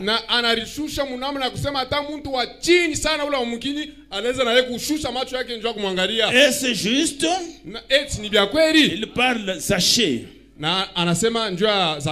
C'est juste. On lui a donné les pires noms qu'on puisse donner à un être humain. Sorcier, démon, Belzébul. Voilà ce que le monde pensait de lui. Il est mort de la mort la plus cruelle. Il n'avait pas d'endroit où reposer sa tête. Mis à la porte par toutes les organisations. Mais Dieu l'a élevé tellement haut qu'il doit baisser les yeux pour voir le ciel. J'aimerais que vous reteniez là-bas. Je vais vous rappeler de cet endroit quand nous allons entrer quelque part. Dieu l'a élevé tellement haut qu'il doit baisser les yeux pour voir le ciel. Vous et moi nous disons que nous irons au ciel, n'est-ce pas? tutenda kumbingu. Nous pensons que le ciel c'est le top, n'est-ce pas? Shi tunawazia se mbingu njo fasha mwisho. Mais Jésus est au-dessus du ciel. Yesu yeye kujuu ya mambingu. De façon que pour voir le ciel pour lui, il ne fait pas comme ça, mais il fait comme ça. Yeye kwa kuona ile mbingu ashinangulake ni kushusha macho hivi. Dieu, dans l'humilité, voyez, Mungu mkulishusha. et il lui a donné un nom si grand que toute la famille du ciel a reçu son nom. Alimupa njina kubwa sana kwa kule ya kusema jamaa yote ya mbingu na yo ilipokea ile njina. S'il y a les candidats du ciel ici, ils doivent prendre le nom de Jésus. Kama na wewe mwanamemba wa kwenda kumbingu na yo tabeba njina Yesu. De même que chaque famille de la terre, Vile vile hata jamaa yote hapa pa dunia. toute la famille sur la terre s'appelle Jésus. Jamaa yote hapa pa dunia inaitwa Yesu. Amen. Amen. Toute la famille dans le ciel s'appelle Jésus. Famille yote kule kumbingu inaitwa Yesu. Et un nom tel que tout genou fléchira. Ile njina ni ya namna ile se goti magoti yote napasi kutwanga. Et que toute langue confessera qu'il est Seigneur. Na malugha yote napasi kukiri isema yeye ndiye Bwana. Que ça soit ici, Ikuye hata hapa. que ça soit en enfer, Ikuye hata mgeena. l'enfer s'inclinera devant ce nom. Alléluia! Ile na yeye Oh, ile njina. Tout le reste s'inclinera devant ce nom. Mabaki yote itakunjama kwa ile. Voyez-vous? Non. Mais d'abord, il y a eu l'humilité. Anja mbele kulikuwa Est venue la grandeur. kisha njoo kubwa bulikuya. Voyez-vous? Que ça soit Dieu qui l'élève. Ikuye tu paka Mungu njuu ni wa Dieu bantu. élèvera ceux qui s'abaissent. Atamunyanyua ule atarisha. Pour incliner, voir comme ça. Yeye pa kuona mbingu inabidi Et akunjamisha toute la, bantu. Jésus. Na jamaa yote kule kumbingu Toute inaitwa la famille Yesu. sur la terre s'appelle Jésus. Na jamaa dunia inaitwa Yesu. C'est là où moi je ne suis pas d'accord Njoo pale mimi mishitiki yake. avec les branamistes. Na hapa banaamini ase Branham ndiye Mungu. Excusez-moi, moi je ne suis pas branamiste. Mie mishina langu Branhamista hapana. Nous y arriverons. Tutafika hako. J'ai les écritures. Quand je dis comme ça, j'ai les écritures. Pale mimi nasema vile mimi kuna maandiko. Nous allons y arriver. Tutafika hako. Maintenant, Sasa j'ai beaucoup d'écritures, mais nous allons d'abord clôturer par cette dernière écriture ici. mimi kuna maandiko ya mingi lakini tutashimamia mbele pa hii andiko. Nous allons maintenant voyager ensemble. Sasa tutatembea pamoja. Serrez vos ceintures. Mfunge mishipa Nous yenu. allons voyager dans la 6e dimension. Sasa tutaingia mwanga ya sita. Allons-y visiter là-bas ensemble avec les prophètes de l'âge. Tuende tutembelee mule tuone shibote pamoja na Dieu nabii. a accepté de l'amener là-bas pour voir ce qui s'y passe. Mungu alichikia ampeleke kule ayue ni nini kunatendeka. Beaucoup ont peur de la mort. Mujimu C'est ce que pensaient les prophètes. njoo kile nabii naye alikuwa na wazaka. Mais Dieu l'a fait grâce. Lakini Mungu anamjalia Il a neema, palpé cette dimension où vont ceux qui meurent. anagusako ile anagusako kule bantu benaendaka kama banakufa. Nous sommes dans les rois rejetés. Tuku mahubiri mfalme mwenye kutupwa. Nous commençons avec le paragraphe 104. Tuanze kukatasa yake 104. J'ai entendu quelque chose dire. Mimi nilishikia kitu fulani kinasema, Aimerais-tu voir juste au-delà du rideau? unapenda kuona hako ngambo ya pazia? Est-ce qu'il y a quelques-uns qui veulent voir au-delà du rideau? Eti Mungu bengine bale banapenda kuona hako ngambo ya Serrez pili. vos ceintures, nous y sommes déjà, nous allons Mfunge y sasa arriver. mishipa yenu tunafikia hapo. J'ai dit, Nikasema ça m'aiderait beaucoup. itanisaidia kabisa. Je regardais, Nikaangalia à un instant, mudakika moya d'un souffle, je me suis retrouvé dans un petit endroit en perte, donc en pente. mimi najikuta sasa hapa fashi moya sasa kukamulima hivi mimi napandisha En pente. Pente. matelu. Je regardais derrière moi Mimi naangalia nyuma yangu, j'étais là, étendu sur le lit. nilikuwa mshakala pale mwenye kulala pa kitanda. Et je me suis dit, ça c'est étrange. Mimi nasema hiki ni kigenyi. Voyez, Unaona? il a vu son corps étendu sur le lit. Anaona mwili yake ishakulala pa kitanda, Mais le vrai Branham est sorti. lakini Branham ya kweli ashakutoka. C'est comme les histoires que vous voyez sur les films Karashika là. Bigu saa ile mafilamu unaona ya mama Karashika, Suivez avec attention. mfuate mzuri. Nous sommes au point 105. Miku kunuta yake 105. Bon, je n'aimerais pas que vous racontiez ceci. Mishipenda sema ni mifasirie hii. Je suis devant mon église Miku mbele ya kanisa yangu, où mes brebis dont je suis pasteur. kwenye bankondolo benye kwa mimi mchungaji wabo. Si j'étais dans ce corps ou hors ce corps, Kama mimi nilikuwa mwili miko nayo wala ou si nje hii mwili. j'étais en une, donc si c'était une translation, Wala ilikuwa kama ni mabadiliko fulani. ce n'était pas comme n'importe quelle autre vision que j'ai déjà eue. Haikukuye saa maonyo ile ingine misha kuonaka. Je pouvais regarder là-bas Mimi pashi kuangalia et pale je pouvais regarder ici. na mimi pashi tena kuangalia hata huko. Il vivait dans les deux mondes. Alikuwa anaishi madunia mbili. Amen, amen, amen. Amen. Et quand je suis arrivé dans ce petit endroit, Na wakati mimi nafika pale pakafashi kidogo, j'avais, donc jamais je n'ai vu autant de gens. kamwe shaonaka wingi wa bantu vile kule. Ils accouraient vers moi en criant, Balikuwa nakuya kwangu na oh malalamika. notre précieux frère. Oh ndugu yetu wa damani. Je regardais Ilikuwa naangalia de jeunes femmes, mwanamke babiana. peut-être au début de la vingtaine, Saa zingine kumwanzo kwa miaka 12 donc me lancer en criant, balikuwa nanikumbatia mkulalamika. notre précieux frère. Oh ndugu yetu wa damani. Et voilà de jeunes gens qui venaient Tazama sasa babiana bale balikuwa dans nakuya. toute la splendeur donc virile de la jeunesse. Mkiwango kile kya bujana bo bya kweli. Leurs yeux étincelants, Macho yabo ilikuwa ya kwangala. semblables à des étoiles au plus sombre de la nuit. Yenye kwa sama nyota ile yenye kuangaza mungiza kabisa ya bushiku. C'est là où je dis que vous êtes dans les milléniums, mais les temps pourris comme ça, les temps jaunes, vous dites que dans les milléniums. Mungu unasema Regardez ces mwisha gens qui kufika étaient dans miaka les elfu milléniums. lakini Excusez-moi. macho yenye kwa Jamais. Nous ne serons pas comme cela là-bas. hapana hatakuwa mnamna ile hapana. Écoutez ce qu'ils étaient. Mfuate kile barikuyaka. Ils disaient qu'avec des dents comme les étoiles. Barikuwa nangala sawa manyota. Amen, amen, amen. Amen. Leurs dents blanches comme des perles. Meno yabo mweupe sana. Et ils criaient, Barikuwa nalalamika. m'entraînant en criant, oh notre précieux Beko frère. nanikumbatia mkulalamika. Je me suis arrêté. Kashimama. Je regardais. Minaangalia. Et j'étais jeune. Mimi nilikuwa na mikiana pale. Celui-là qui était calvitie, Ni ule alikuwa na kibara ule. il a retrouvé ses cheveux tout. Pale anajikuta na nywele yote na Je me yeye. suis retourné pour regarder mon vieux corps Mimi nageuka njoo niangalie mwili yangu qui ile ya était zamani. étendu là, Kile ile ilikuwa shakulala pale. les mains derrière la tête. Mikono yenye kurusha kumgongo wa kichwa. J'ai dit, Mimi nakasema je ne comprends pas ceci. mishelewe hivi bintu. Et ces jeunes femmes m'ont lancé. Na aba babiana banamuke beko nanikumbatia. Or, je me rends compte qu'on est ici dans un auditoire mixte. Mina zania hapa tuku mchumba ile yenye kwa banaume na banamuke. Je dis ceci avec gentillesse Ibi et la douceur de l'esprit. Mimi nasema na upole ya roho na heshima. Un homme ne peut pas entourer une femme de ses bras sans qu'il y ait une sensation humaine. Na mwanaume ashiteza kumbatia mwanamke bila kuya mtukuziko ya Mungu. Mais là-bas, Lakini il n'y kule en avait pas. haikuku yake ko. Toi, les milléniumistes, Wewe mwenye kufika miaka 1000. je te dis que dans les milléniums là-bas, il n'y en a pas. Nakwambia kusema kule millennium Il n'y hakutakuja. en avait pas d'hier ni du lendemain. Pale akukuye ya jana wala na ya kesho yake. Il ne se fatiguait pas. Hapa kwanza kuchoka hapana. Oh, je suis fatigué. Ah, toi, tu es fatigué dans les Mimi milléniums. mon frère. nachoka sana hakuna ukasikire kule. Non, là-bas, il n'y avait pas de fatigue. Kule akukuye kuchoka.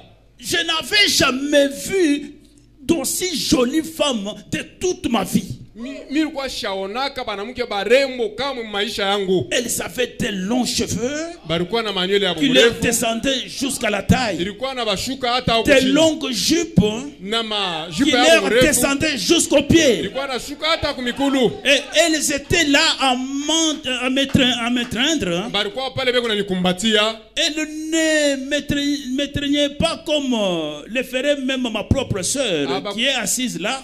Abakwanza kunikumbatia sawa vile dada yangu mwenye kwa kumpembea yangu anaweza kunikumbatia. Elles ne m'embrassaient pas. Abakwanza kunikumbatia. Et je ne les embrassais pas. Na mie mishikwanza kubakumbatia. C'était quelque chose pour lequel je n'ai pas de vocabulaire. Na ni kintu kile mimi naweza kusema mimi napusa na misemo yenyewe mimi kusema Je n'ai nayo. pas de mots pour l'expliquer. Mimi sina na misemo namna ya kufasiria. Le mot perfection, Misemo asema ukamilifu. il n'est pas à la hauteur.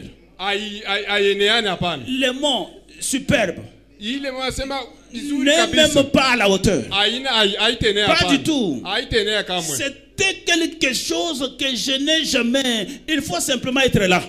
Ni kintu moja kile misha inabidi na wewe ukuye ufike kule. Amen, amen, amen, amen, amen. Amen. Je regardais dans cette direction ici. Nilikuwa naangalia mungambo ya huku. Et dans cette direction-là, Na hii ngambo ingine ya huku. il venait par milliers. Balikuwa nakuya mamilioni. Et j'ai dit, Nakasema, je ne comprends pas ceci. Michelewe hivi. J'ai dit, eh bien, Nasema mzuri. il fallait venir Hop.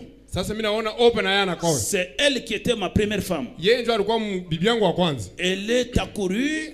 Anakimbia na yeye. Et elle n'a pas du tout dit mon mari. Ashikusia asema bwana yangu. Millénaire, écoutez, hein? Mwebe ni kwa miaka 1000 mushikie. Il n'y a pas de ma chérie là-bas. Hein? Kule hakutakuya mambo ya mpendo Il na n'a pas dit bingine. mon mari. Ashikusia asema bwana yangu hapa. Elle a dit mon précieux frère. Alisema ndugu yangu mpendwa. Après qu'elle m'a serré dans ses bras, Kisha kunikumbatia mikono yake. une autre femme se tenait là, m'a aussi serré dans ses bras. Na mwanamke mwingine alikuwa tena pembeni na yeye ananikumbatia mikono. Hop a serré cette femme-là dans ses bras. Na opa na yeye anamkumbatia ule dada mikono. C'est pour lui dire qu'il n'y a pas la jalousie là-bas. Kule ndio kusema buivu abuna ako. Et je me suis dit, Na nikasema, oh, ça c'est certainement quelque chose de différent. nasema hii ni kitu kingine cha kigeni. C'est impossible. Hii Il hakiwezekane. y a quelque chose, je me suis dit, Kuna nasema oh, faudrait-il que je retourne encore dans cette vieille Caracas? sasa inabidi tena nirudie tena mwili ya zamani. Je regardais de tous côtés. Nilikuwa natazama mangambo Je yote. me demandais, Nakauliza, c'est pourquoi ça? sasa hivi vyote ni nini? Je regardais très attentivement. Nilikuwa naangalia na makini kabisa. Je me suis dit, Nikasema hivi, je ne comprends rien. Michelewe kintu hata. Mais Hop était, on dirait une... la Hop. phrase n'est pas finie. Opa alikuya Une invitée d'honneur. alikuwa na yeye mwalika wa heshima kabisa. Amen. Amen. Les prophètes et prophètes même là-bas.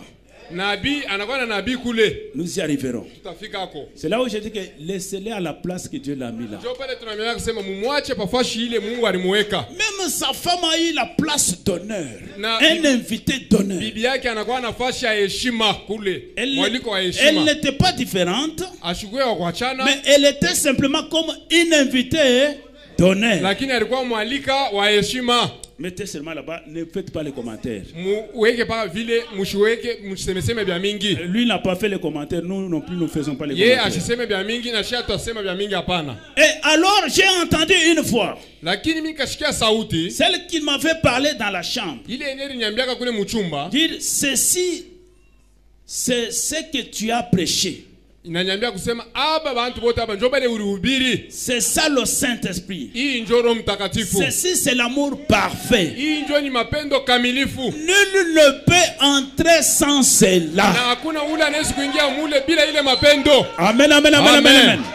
Nul ne peut entrer sans cela. Hakuna mtu anaweza kuingia kule bila ile mapendo. Je suis plus convaincu que je ne l'ai jamais été toute ma vie. Mimi nahakikisha kusema misha kuyaka hata mara Qu'il faut l'amour parfait pour entrer là-bas. Na inabidi mapendo kamilifu njoo uingie Il kule. n'y avait pas de jalousie. Hakukuye buivu Il n'y avait kule. pas de fatigue. Hakukuye kuchoka. Il n'y avait pas de mort. Hakukuye kufa. La maladie ne pouvait jamais y entrer. Magonjwa haikupashi kuingia kule. La mortalité ne pouvait jamais vous faire veiller. Lufa haikupashi kukuzekesha kule.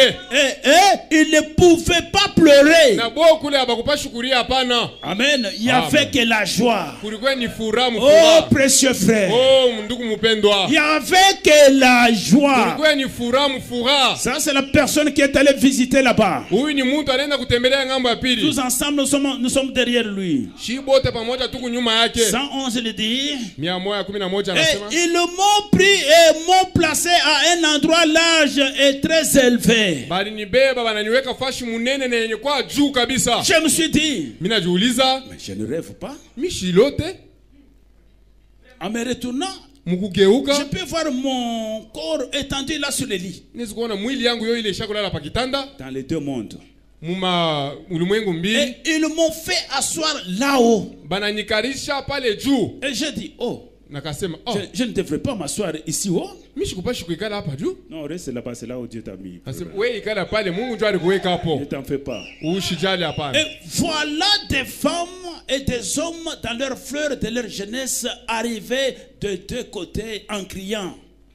Tazama sasa, banaume na banamuke benye kufika mubuyana bwabo bo bele bayo nakuya na kulalamika. Une femme qui était debout là s'est écriée. Ule mwanamke alikuwa pale bwima na Oh kulalamika. mon précieux frère. Oh, nduku wa damani. Oh, Nous sommes tellement heureux de te voir ici. Tukubaeri kabisa kukuona huku. Je me suis dit, je ne Ninajiuliza, comprends pas ceci. Michelewe hivi bintu. Et alors, cette voix qui parlait au-dessus de moi a dit, Na ile sauti ilikuwa nasema juu yangu ikasema, tu sais, unajua, il est écrit dans la Bible que les prophètes étaient recueillis auprès de leur. unajua sema Biblia banaandika sema nabii alipokelea kubake. Et je dis, Nikasema, oui, je me souviens que c'est dans les Écritures. najua mimi nakumbuka sema iko mu maandiko. La voix a dit, Na sauti nasema, eh bien, c'est ce qui se passera lorsque tu seras recueilli auprès des siens.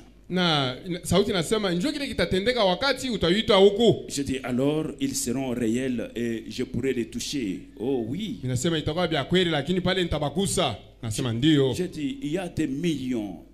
Il y a pas autant de Branham que ça. C'est là où il y a mon problème. Ah, banasema kuku mamilioni hakuna mwingi bwa Abrahamu kama hauna huyu. Donc, mon famille et toi, tu connais que Bamingi, what happened? Donc, il y a des millions. Il n'y a pas autant de Branham que ça. Ah, anasema famille yetu atikalake Abrahamu ba mwingi saa hivi hapana. Et cette voix a dit, Na ile sauti kasema tena, ce ne sont pas des Branham. aba bana ba Abrahamu hapana. Je vais enlever des histoires là. Mimi napenda kutosha ile mabintu ile. Pourquoi exagérer? Njoo ya nini Mungu napitisha vile? Vous voulez exagérer pourquoi? Njoo ya nini unapaswa kupitisha vile? Pour paraître meilleur ou vous être comment? Njoo uonekane sawa huku mzuri sana wala nini? Cette voix a dit, Ile sauti ce ne sont kasema, pas des Branham. aba bana ba Abrahamu hapana. Ce sont tes convertis. Aba ni bale baamini, baaminifu. Ce sont ceux que tu as conduits au Seigneur. Aba njoo bale uongoza kwa Bwana. Il a continué disant, Akaendelea na kusema, certaines de ces femmes que tu trouves ici jolies avaient plus de 90 ans quand tu les as conduits au Seigneur. anasema bamoja baba na mke unaona hapa babiana ulibaongozaka kwa Bwana wakati balikuwa na miaka 18. Ce n'est pas étonnant qu'il s'écrie notre précieux frère. Haina kushangaisha kama unashikia banalalamika asema ndugu wetu wa damani. Les frères exagèrent, ils sont allés au-delà. Banduku bashaka kupitisha na banenda mbali kabisa. Les gens qui ont cru le message de Paul, Bale bantu banaamini ujumbe wa Paulo, on les appelle chrétiens, on s'arrête là-bas. bena baita sema ba Kristo banashimamia pale. Jamais vu, on les a appelés les polistes ou je ne sais pas, ou les Paulins. Ba police wala ba Paulin hapana. Non. Bien aimés frères et sœurs. Bapenda ndugu na dada. Et le prophète n'a pas dit que c'était des Branham, c'était les gens qui l'ont conduit à Christ. Na bia sasa barikuwa ba Abrahamu ni bantu bale aliongoza kwa Kristo. D'où viennent les histoires de branhamistes? Sasa hii mambo ya ba Abrahamista inatokea wapi? Les dénominationnaires vous appellent branhamistes. Aba ba mazee beo na mita ba Pour se Abrahamista. moquer de vous, vous aussi vous acceptez. Njoo ya kumichekelea memwe Mungu nafurahi vile. Nous sommes chrétiens. Shituku ba Kristo. Oui, c'est comme cela. Ndio njoo vile na Nous sommes chrétiens. Shituku ba Kristo. Nous avons un prophète, Tuko na nabii moya. c'est Branham. Na yake ni Branham. Mais c'est clair.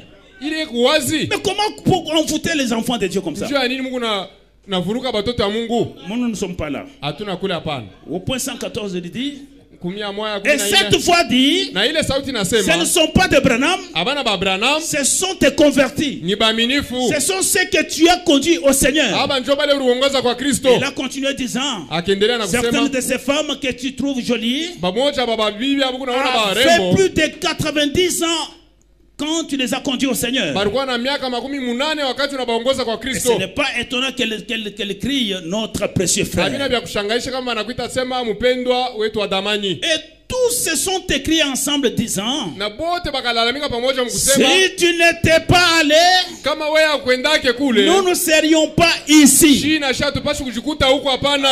Amen. Amen. Amen. Amen. Nous ne serions pas ici. Hatukupashi kujikuta huku. Je regardais tout autour et je me suis dit, Nilikuwa naangalia kando kando na je ne nikasema comprends pas ceci. mishi bishikie hivi J'ai dit, bintu. oh, où est Jésus? Na nauliza Yesu mwenyewe yuko wapi? Hein? Ha? Est-ce que nous sommes là? Yesu tuko kwako. Il est là-bas. Il cherche quoi là-bas? Il cherche qui? Eko kule, eko natafuta nani? Où est Jésus? Yesu yuko wapi? Mais vous voulez changer quoi? Vous voulez changer quoi? Mwewe mnapenda kubadilisha nini? Ce matin, tous ensemble, nous sommes dans la 6e Ce dimension. matin, tous nous avons vu, tous nous Il sommes dans la dit, 6e où est dimension. Jésus? Anauliza, Yesu yuko J'ai wapi? tellement envie de le voir. Mimi natamani sana kumuona ako. J'ai tellement envie de le voir. Mina tamani kabisa kumuona Yesu. Ils ont dit, Bote bakasema, maintenant il est juste un peu plus haut. hapa sasa yeye Yesu yuko kupale juu kabisa. Retenez, Mushike mzuri. on l'a mis sur une place élevée, lui Branham. Ye Branham banamweka kwa fashi ya yulu. Mais pour Jésus, Kwa Yesu yeye plus haut. juu kabisa. Il n'y a pas à falsifier là-bas. Hakuna pale vya kutengeneza hapana. Que vous veniez avec les falsifications de pirater, tout ça, il n'y a pas de place. Mukuya na matengenezo na bile bia. Il n'y a pas de place. Fasha ina hapo hapana. Il est juste plus haut. Yesu kukule juu kabisa. Dans cette direction, Muile ngambo ile. ils ont dit, Bakasema, un jour, lakini siku il moja viendra à toi. atakuyaka kwako. Et voyez, Mnaona? ont-ils dit, Bakasema, tu as été envoyé comme leader. weye ulituma sawa mshuja. Amen, amen, amen, amen. Amen. Moi j'aime cela. Mina pendaka ile Il kabisa. a été envoyé comme Alituma sawa mshuja. et Dieu viendra. Atakuyaka. Et quand il viendra, Wakati atakuya, écoutez, mfuate. d'abord il te jugera selon ce que tu leur auras enseigné. Atakukumu mbele ya kwanza kufuatana ile ulibafundisha weye. C'est pourquoi, Njo kwa maana Milouango, je ne serai pas jugé. Je suis derrière les paroles de ces prophètes. mie Merci, il faut. abata nyukumu njumi takwa nyuma ya maneno ya nabii. Moi, je n'ai pas la révélation que je Mimi donne. sikukuya na ufunuo ile na Je dois mipatia. prendre la révélation qui a été donnée aux prophètes. Mimi napaswa kubeba ufunuo ile Je ilikuwa vous nabii. donne. Mimi na mipatia hayo. Et ce jour-là, je vais me cacher derrière lui. Mimi nitafuchama mkongo ya nabii. Quand on me pose la question, Baki niulize, il est là qu'il parle. asema Moi, yeye mwenyewe kwa barisemeye. moi, j'étais qu'un répétiteur. Nilikuwa lwangu wa kusemulula motu. J'étais qu'un répétiteur. Nilikuwa tu Je n'ai jamais eu la révélation. Misha letaka ufunuo hapana. Amen, amen, amen, amen, amen. Amen. Il te jugera selon ce que tu leur auras enseigné. Bata hukumu kufuatana na bile biote ulibafundisha. Et s'ils entreront, s'ils entreront ou pas, Kama batengia wala hapana. nous n'entrerons, il dit que nous entrerons selon ce que tu auras enseigné. Shie tutengia kule kufuatana na bile wewe ulifundisha. J'ai dit, oh, je suis très content. Nasema, mimi nafurahi kabisa. Est-ce que Paul devra-t-il être jugé comme ça? Paulo na yeye batamhukumu sawa hivi? Est-ce que nous sommes présents? Tuko tayari? Paul avait mis la fondation. Paulo aliwekaka misingi. Et c'est là où Branham se référait aussi. Njoo pale na yeye Branham alikuwa Paul anaangalilia. avait fait une forte déclaration. Paulo aliletaka msemo ya nguvu ya kusema. Même si c'est un ange qui descend du ciel avec un autre évangile qui sont maudits. Hata kama ni malaika ule anatoka kumbingu na maneno mengine alaniwe. Branham a marché dans les empreintes de Paul. Branham anatembea mmatua ya Paulo. Il n'a rien dérangé de la fondation. Ashikwalabisha hata misingi kidogo. Les gens de Paul, sera-t-il jugé? Paul sera-t-il jugé comme ça?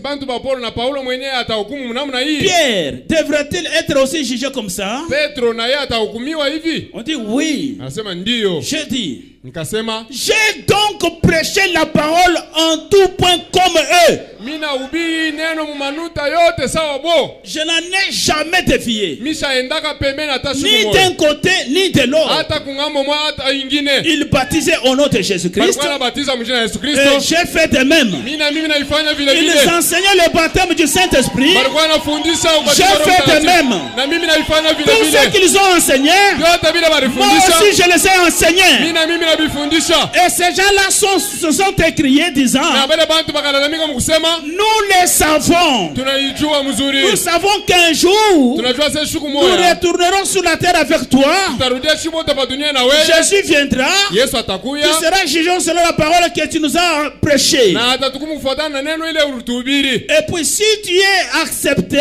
à ce moment-là, Na kama unakubali ile wakati, et tu le seras.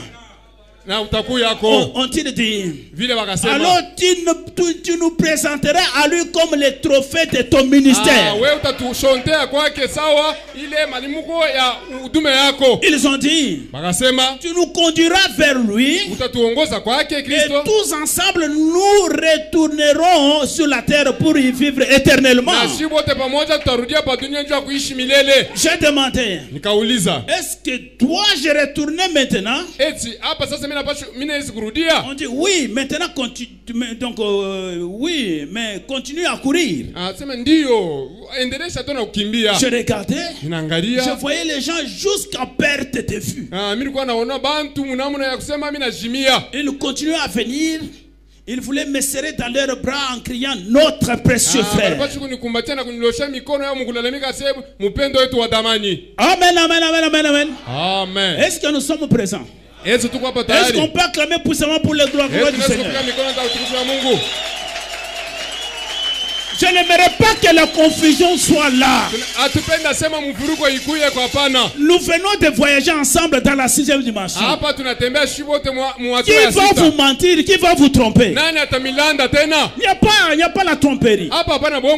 C'est là où le prophète dit le corps de Jésus, c'est l'unique temple éternel. Aujourd'hui, c'est un mémorial donc à côté du Père, en train d'intercéder pour vous et pour moi. Ça, c'est William Branham qui parle. Mais quand il y aura une autre révélation qui est contraire à ceci, mettez ça à côté. Mettez ça à côté. Ne soyez pas embrouillés pour cela. Branham a sa place. Jésus a sa place. Est-ce que nous sommes présents? Jésus est plus haut que là où est Branham. Comprenez comme cela. On ne vous trompe jamais. C'est pourquoi moi, quand j'ai toujours parlé de cet homme de Jésus, je demande d'incliner vos têtes. Je suis sérieux avec ce que je fais. Inclinez vos têtes. Je demande 3 cas. 3 cas difficiles. Ils viennent vite, vite. Dès qu'il y a 3 cas, vous arrêtez. 3 cas difficiles. Ça suffit. Arrêtez. Ça suffit. Inclinez vos têtes. Je suis sûr de celui que je parle. S'il ne descend pas et confirme sa parole, il n'est pas Dieu. Je crois de tout mon cœur. Jésus-Christ, le Dieu de William Branham. Lui, le Dieu de la colonne de feu de Loué. Celui que je viens de prêcher ce matin. Il est ici dans cette salle. S'il est le même hier, aujourd'hui, pour toujours. Je ne connais pas les besoins devant moi, mais lui qui connaît les besoins qui se trouvent devant moi, qu'il descende, alléluia, qu'il réponde à chaque question pour confirmer qu'il est le même hier, aujourd'hui, pour toujours. Je le crois de tout cœur, parce qu'il m'a mandaté faire ceci. Je vais toucher celui qui est devant moi, que Jésus déchiffre ce qui se trouve dans son cœur et qu'il donne réponse à sa question pour prouver qu'il est le même hier, aujourd'hui, pour tout. Alléluia. Merci Jésus. Gloire te soit rendue. Merci Père. Reçois ta demande au nom de Jésus. Reçois ta demande au nom de Jésus. Reçois ta demande au nom de Jésus. Gloire te soit rendue, Seigneur. Merci Père. Merci Seigneur Jésus. Merci. Est-ce qu'on peut Merci Seigneur. Merci Seigneur. Merci Seigneur. Merci Seigneur. J'attends les témoignages. Je suis très conscient. Je suis très conscient. Je suis très sûr. Je suis très sûr que cet ange de l'Éternel, celui que nous prêchons, est ici présent. Il va démontrer qu'il est la parole. Il est le même hier, aujourd'hui, pour toujours. Laissez-moi vous dire cela, mes frères. C'est la vérité. Les choses de la terre vont passer. La parole de Dieu ne passera jamais. Le nom de Branham ne peut pas chasser les démons. Le nom de Jésus est au-dessus du nom de Branham. Je suis celui qui croit en prophète Branham. Je crois la commission de l'ange. Je crois que c'est lui le révélateur divin aujourd'hui. Je crois que c'est lui le mandataire aujourd'hui. Mais que l'Éternel descende pour confirmer que c'est Jésus qui est au-dessus de tout nom. Alléluia. Merci Jésus.